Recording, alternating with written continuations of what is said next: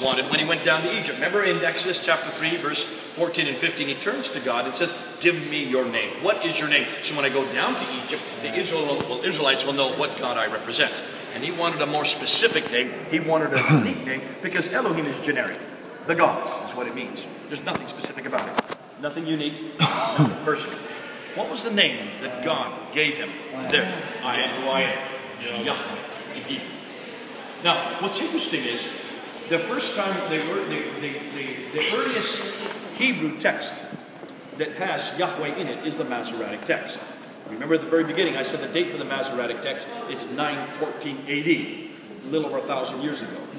So many historians are suggesting that this name Yahweh was added at a later date, possibly in the Masoretic text, since we don't have a reference to it earlier than that. Well, take a look at this artifact right up here. See that shard right there? It's pictured right in your handout. That's a piece of pottery from the 6th century BC. In the 6th century BC, Nebuchadnezzar comes to Lachish and destroys Lachish once again. Now you say, hold on a minute, Lachish was destroyed downstairs. That's true.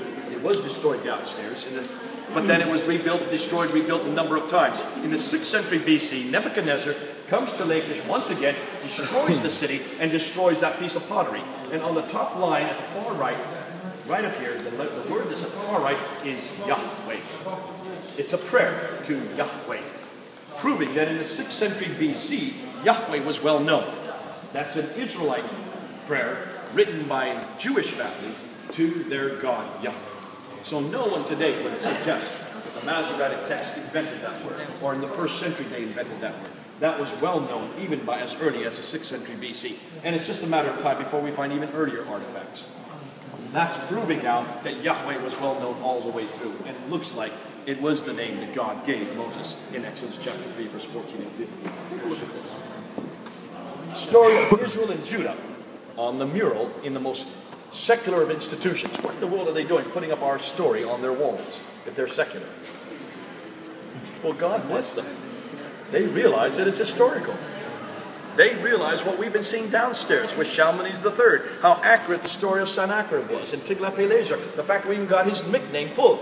They're seeing how accurate we are with the Abrahamic account and the Mosaic account, and that's why they're willing to put our story, paraphrased, up on their walls. Basically saying, we trust the Bible. Isn't this great? It's exciting to see a secular institution like the British Museum putting our story on their walls, not even questioning whether it's historical. And I think this is going to happen more and more. As Jasper said, the great thinkers, the great scientists, the great men of knowledge are going to climb that mountain of knowledge. Sooner or later they're going to get to the pinnacle. And when they get there, they're going to find the theologians waiting for them. We're already there waiting for them. They just got to catch up with us. Good stuff, isn't it? Good stuff. Now, we want... The scripts that was destroyed, did they copy them down before they got destroyed, rewrite them again, rewrite them? Which scripture are you talking about? You know when you said that the earliest manuscript was only 1,000-year-old? Yeah. When they got, so you know before that, you know the ones they had, before they was destroyed, copy them down? They always copy them down. So and that's why what they do is they cut, like this is going to get destroyed after a while. Yeah. If I lift it the right way. So I would copy and make another copy, keep that second, and then that gets destroyed. And that's how it is. And then this one starts to start fairing out.